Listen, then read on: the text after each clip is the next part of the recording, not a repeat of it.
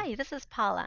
I am now going to go on to creating or starting a new bot. And in the previous video, we converted enough USDT to start a bot, and I wanted to do the rows one. So um, once again, just go start new bot in order to start a new bot. Then you could go SBot, and that's the one that I like to do. And the exchange, you could select here, and I'm going to do Kucoin for this one. And right here, I can click on the drop down to select the coin pair. And we were going to try doing rows. So we'll test this one, rows USDT, and I can select that. Then here we had wanted to do $5,000 USD to start. So you can slide the slider here. And just a reminder that the maximum that you can take to start the bot is 95% of the USDT that you have in your exchange, in your balance. So we wanted to do 5,000, so we can just slide it right there. And it doesn't have to be exact. And yeah, so you can also, in this case, it's easy for you to also type the number in if you wanted to do exactly 5,000 like that. But sometimes, like with Bitcoin, it'll have a lot of decimal points, so it's easier to use the slider in that case. And then I'm going to set a grid step. For example, let's try testing, say, 0.7. And then on our grid here, let's squeeze in the chart a little bit so we can see it better. And that's by clicking and holding the left mouse button. And then when you go up, it'll stretch it out. Down, it'll stretch it closer together or squeeze it closer together. And just going to get rid of the little chart down here, and we don't need to see that. So I could click on it and then press the delete button, and you can see a clearer picture here, like that. And then we can adjust the high price and the low price by hovering over the dots here in the box and click the left mouse button, and then you can drag down and it'll bring it lower. And then if you want to bring it higher up, then the same thing, hover over it, click the left mouse button and bring it up like that. And same with the low price, and you could just hover, click, and drag like that. And you can see the time frame up here for each candlestick. Right now it's on the 1 hour, but if I wanted to do 6 hours, so I could see more history with the price change, then I could do that. So same thing on the bottom here is to hold your left mouse button and then drag it to the right or drag it over to the left. And if you wanted to move the whole grid up or down, then just come anywhere onto the grid and then click your left mouse button, and then you could drag the whole thing if you wanted more space on the right, like that. Okay, so just a quick thing, in order to select these and have them show up all the time, you could click on the arrow button, the drop down, and then you can select. If I wanted to say see the 30-minute candle, then I can just start. And if I want to remove anything, then I just click it one more time, and that's how you would do it.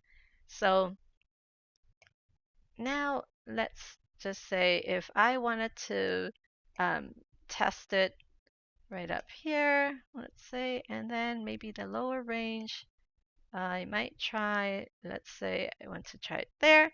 But yeah, so you would need to test your settings. This is just for demo purposes only in this video.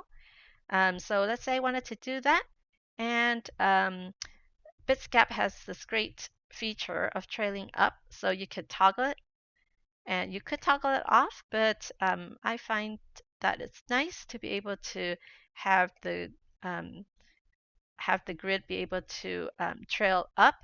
Let's say that's when it gets off the grid up here. Um, the price action, then you would still be able to cover it with your grid. And there also is a trailing down feature which came out a couple of months ago, I believe, a more recent feature. And but this one you would need to actually go and set your stop trailing down part of it, see where you want to set it and everything. And in this video, we won't go into that. So I'm just going to toggle it off for now.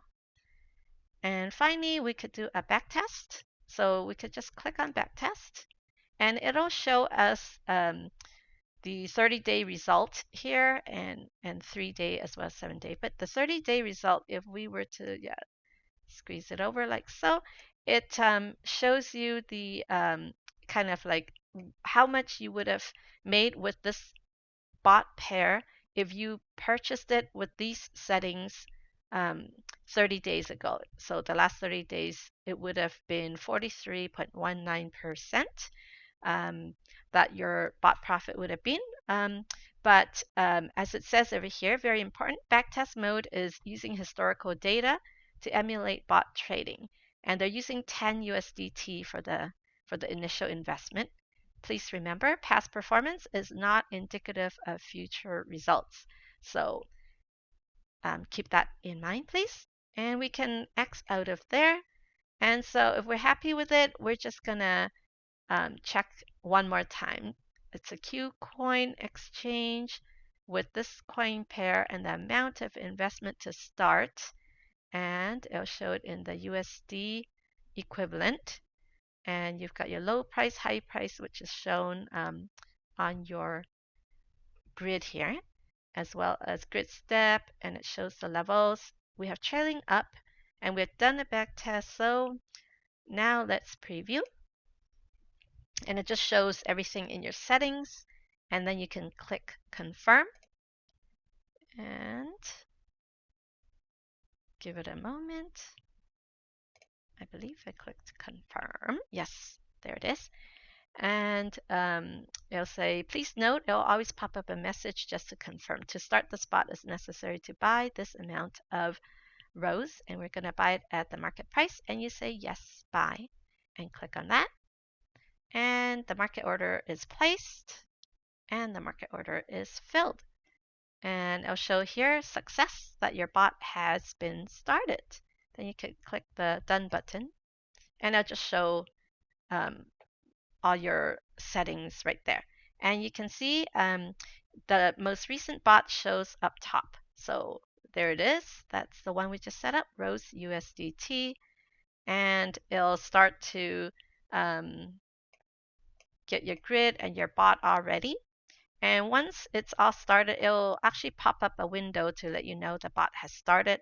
And then shortly after that, then you'll see that this button, the stop button, will be able to be clicked. So the previous ones, like once it's set up, then you can actually close your bot by clicking on that button. So for now, it's still ghosted out, but in a little while, it will, you will be able to hover over it click on it. And you can also go back to modify by clicking the modify button. And you can't change everything on it, but something that you can change is the trailing up and trailing down button. So that's how you set up a new bot in Bitsgap. So hopefully you found that helpful, and I'll see you on the next video. Thanks for watching. Bye.